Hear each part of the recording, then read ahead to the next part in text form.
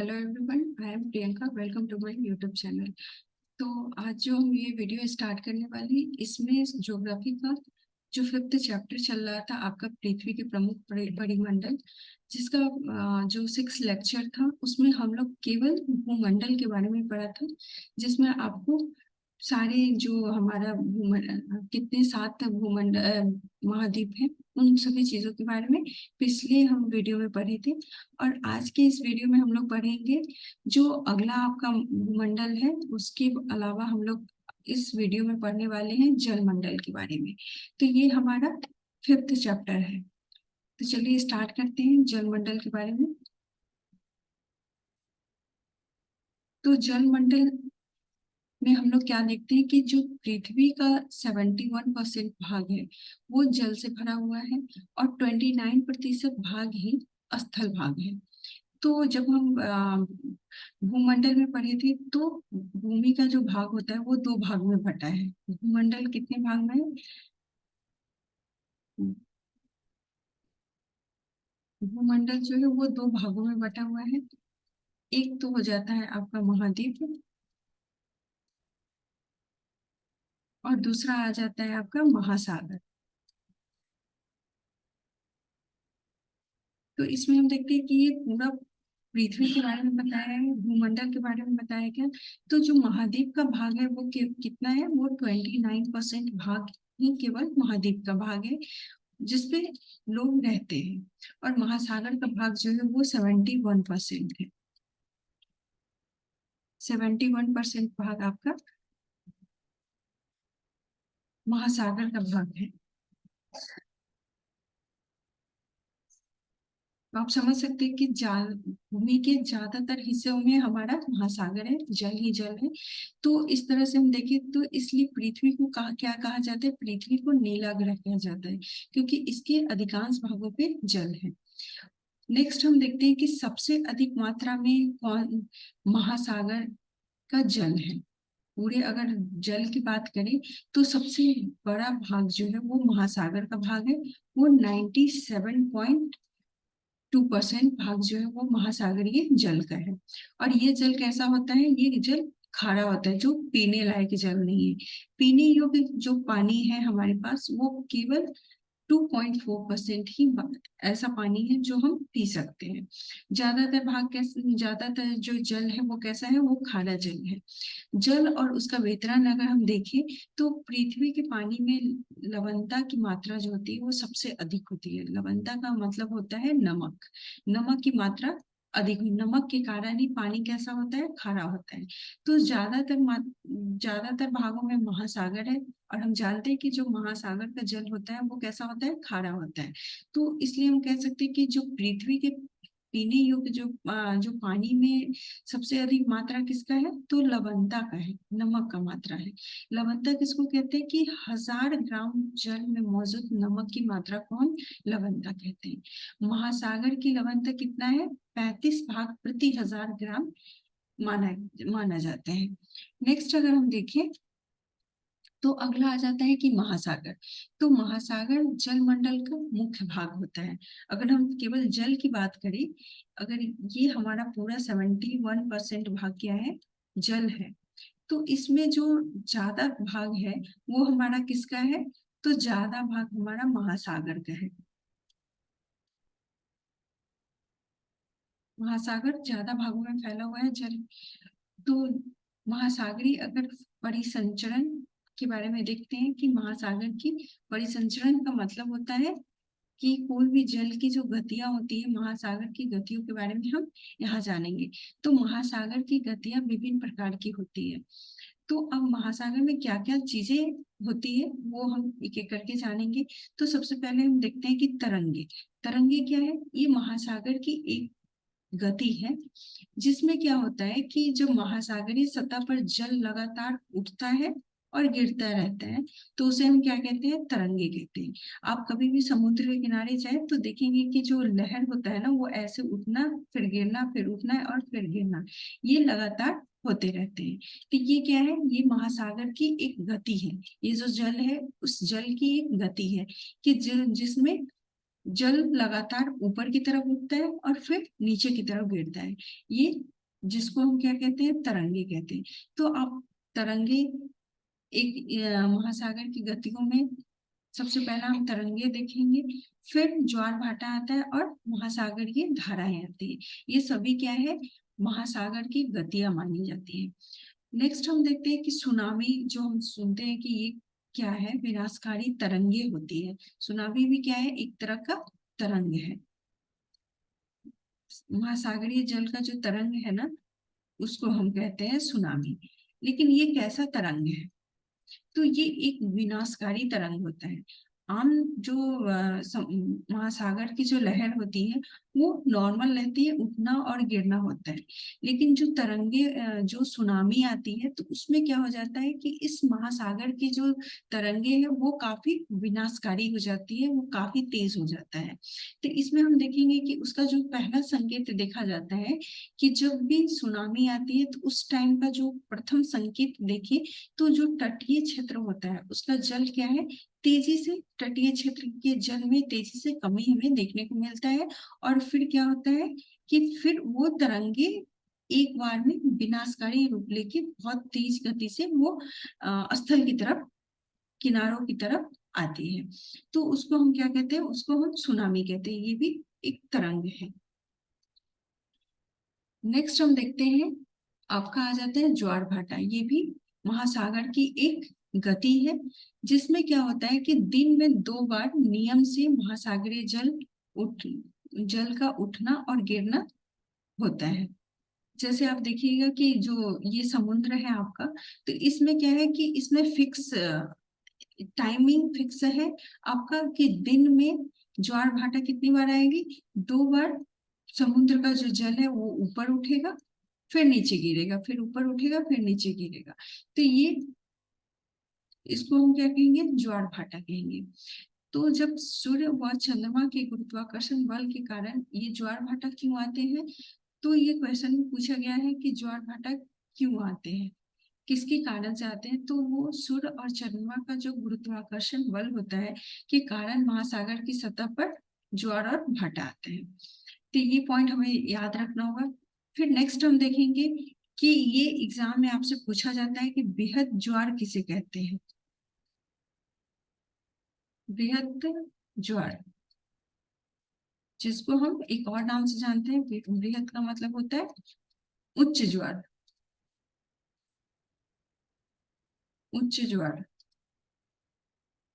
ये कब आती है, तो जब पूर्णिमा व अमावस्या पर हम क्या देखते हैं कि पूर्णिमा और अमावस्या पर पृथ्वी, सूर्य और चंद्रमा, ये क्या है, ये तीनों एक सिद्ध में आ जाता है। ये आपका पृथ्वी हुआ, पृथ्वी, चंद्रमा, सूर्य और चंद्रमा, ये क्या होता है, ये तीनों एक पैरेलल में आ जाते हैं। और ये किस दिन को होता है, तो ये पूर्णिमा, पूर्णिमा और अमावस्या में होता है, प्लस अमावस्या में। अमावस्या में क्या होता है कि ये जो पृथ्वी, सूर्य और चंद्रमा है वो तीनों एक सिद्ध में आ जाते हैं, एक लाइन में आ जाते हैं। और उस टाइम में क्या होता है कि जो सूर्य का जो ये पृथ्वी सबसे उच्च ज्वार उठते हैं, और इस ज्वार का वो बृहद ज्वार कहते हैं। ये जब तीनों एक सिद्ध में आते हैं, जब चंद्रमा अपने प्रथम और अंतिम चतुर्थांश में होते हैं, तो क्या होता है कि पृथ्वी और सूर्य, इनका जो गुरुत्वाकर्षण बल था वो विपरीत दिशा में महासागरीय जल पे पड़ता है। उस टाइम में क्या होता है, उस टाइम में निम्न ज्वार आते हैं, जिसको हम लघु ज्वार भी कहते हैं। तो निम्न ज्वार और लघु ज्वार ये दोनों के बारे में एग्जाम में आपसे पूछा जाता है। ये बहुत ही इंपॉर्टेंट पॉइंट है जो कि आपसे एग्जाम में पूछा जाता है। तो इसमें कंफ्यूज नहीं होना है कि बृहद ज्वार किसे कहते हैं।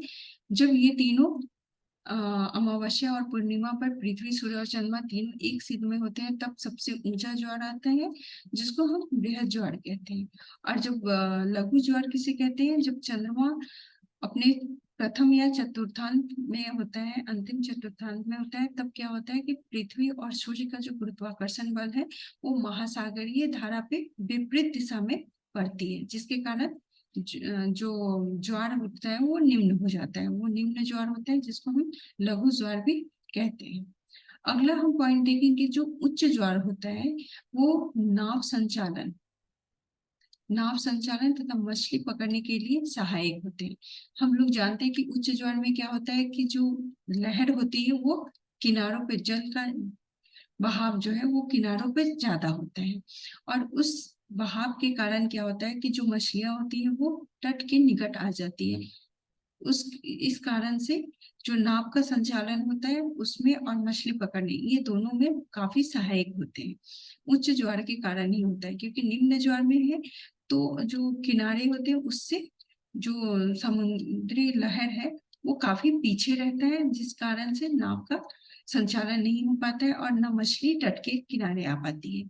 तो ये जो उच्च ज्वार है ये दो चीजों के लिए काफी फायदेमंद होता है। नेक्स्ट जो हम गति देखेंगे महासागर का, वो है महासागरीय धाराएं कहलाती है। तो महासागरीय धाराएं निश्चित दिशा में महासागरीय सतह पर नियमित रूप से बहने वाली जल की धाराएं होती है। ये एक निश्चित दिशा में भी बहती है महासागरीय धाराएं, और एक नियमित रूप से भी बहती है। ये जो लहर हम देखते हैं समुद्र का, ये जो गति होती है वो एक निश्चित दिशा और निश्चित अंतराल पे होती रहती है। इसको हम क्या कहते हैं, महासागरीय धाराएं कहते हैं। सामान्यतः जो महासागरीय धाराएं होती है वो दो प्रकार की होती है। एक तो होती है ठंडी जल धाराएं, दूसरा गर्म जल धाराएं।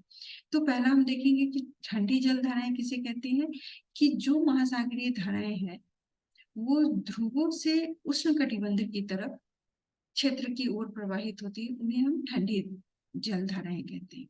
ये हमारा आपका नॉर्थ पोल और ये हमारा साउथ पोल है। आपको पता होगा कि ये जो हमारा अक्षांशीय रेखाएं हैं 0 डिग्री, ये हमारा नॉर्थ पोल है, ये हमारा साउथ पोल है। तो जो जैसे जैसे हम इक्वेटर जो हमारा भूमध्य रेखा है या विषुवत रेखा है, जैसे जैसे हम इसके निकट आते हैं तो क्या होता है, ये काफी गर्म होता है, ये क्षेत्र जो होता है वो काफी गर्म होता है। और जैसे जैसे हम ध्रुव की तरफ जाते हैं ये काफी ठंडा होता है।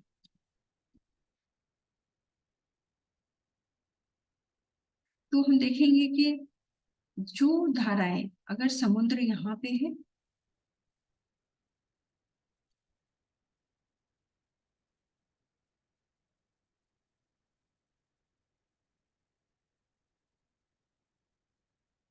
इसमें हम देखते हैं कि जो समुद्र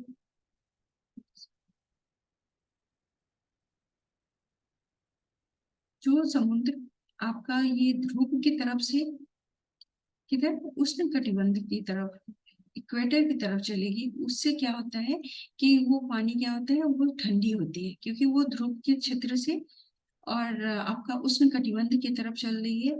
तो जो ठंडी पानी है, पानी की धारा है वो अब नीचे की तरफ आ रही है, तो वो पानी कैसा होगा, वो ठंडा होगा। तो इसलिए कहते हैं कि जो महासागरीय धाराएं ध्रुव से उष्ण कटिबंध की तरफ चलेगी वो कैसी धाराएं होगी, वो ठंडी जल धाराएं मानी जाती है। नेक्स्ट हम देखते हैं, वो आपका है गर्म जल धाराएं।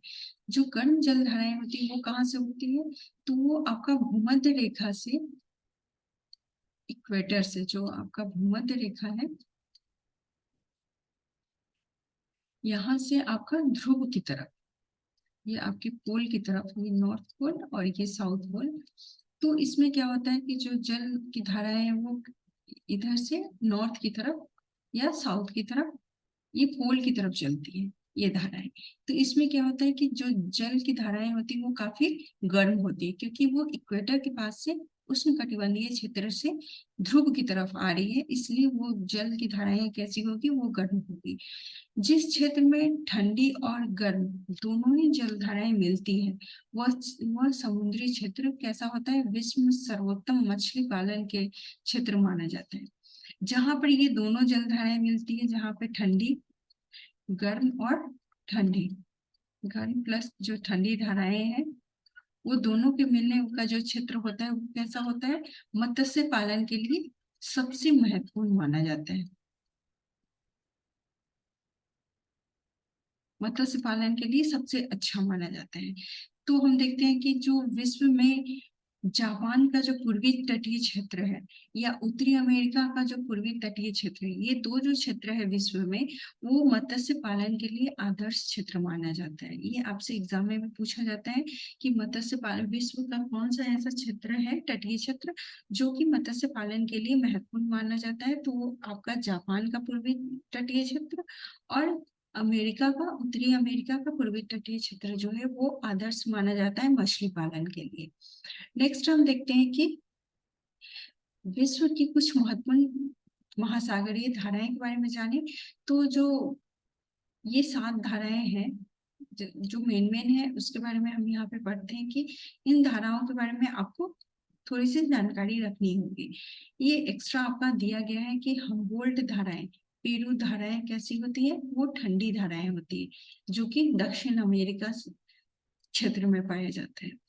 दूसरा आपका है बेंगुएला धारा, वो भी आपकी ठंडी धाराएं हैं जो अफ्रीका में है, अफ्रीका के क्षेत्र में है। लैब्राडोर धाराएं जो है वो भी ठंडी धाराएं हैं और उत्तरी अमेरिका में। आयुसियो जो धाराएं हैं वो भी ठंडी धाराएं हैं, वो जापान का तट है। गल्फ स्ट्रीम, ये दो नाम आपको काफी इंपॉर्टेंट रहेगा, जो एग्जाम में भी पूछ लिए जाते हैं। एक पेरू धाराएं पूछी जाती है या बेंगुला धाराएं। तो ये जो गल्फ स्ट्रीम है वो आपका गर्म धाराएं है जो प्रशांत या अटलांटिक महासागर के क्षेत्र में पाया जाता है। अलास्का धाराएं जो वो भी आपका गर्म ही जल धाराएं हैं और ये प्रशांत महासागर में है। और क्यूरोसियो आयोसियो वो ठंडी है और क्यूरोसियो जो धाराएं हैं वो जापान का के तट पे ही पाया जाता है और ये गर्म धाराएं हैं। तो आप ये मेनली आप 7 धाराएं के बारे में जान गए हैं कि ये एग्जाम में कभी कभी नाम से पूछ लिए जाते हैं, इसलिए ये इम्पोर्टेंट है कि आप ये सारे जलधाराओं के बारे में जान लें।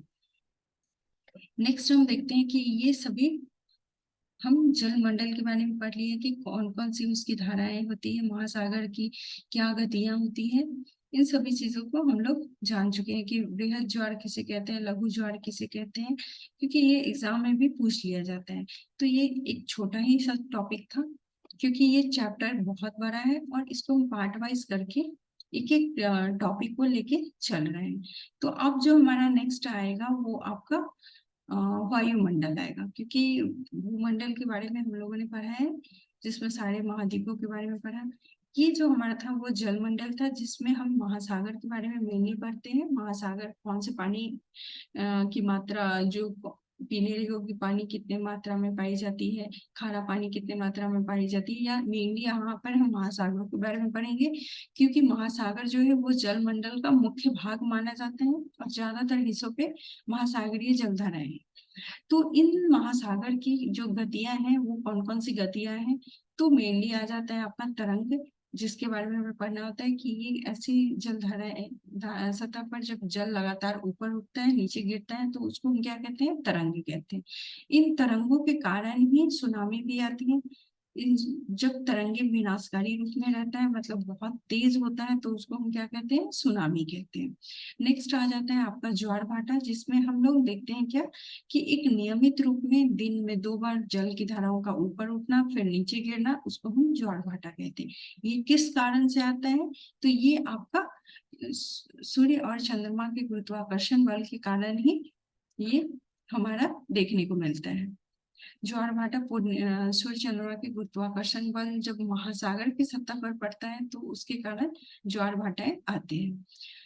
उच्च ज्वार आपका जब ये पूर्णिमा और अमावस्या पर सूर्य चंद्रमा और पृथ्वी ये तीनों एक सिद्ध में होते हैं तब उच्च ज्वार आता है, जिसको हम बृहद ज्वार कहते हैं। निम्न ज्वार तब आता है जब चंद्रमा अपने प्रथम या चतुर्थांत में होता है, उस टाइम में इसका विपरीत प्रभाव महासागरीय जल पर पड़ता है, जिसके कारण लघु ज्वार आता है।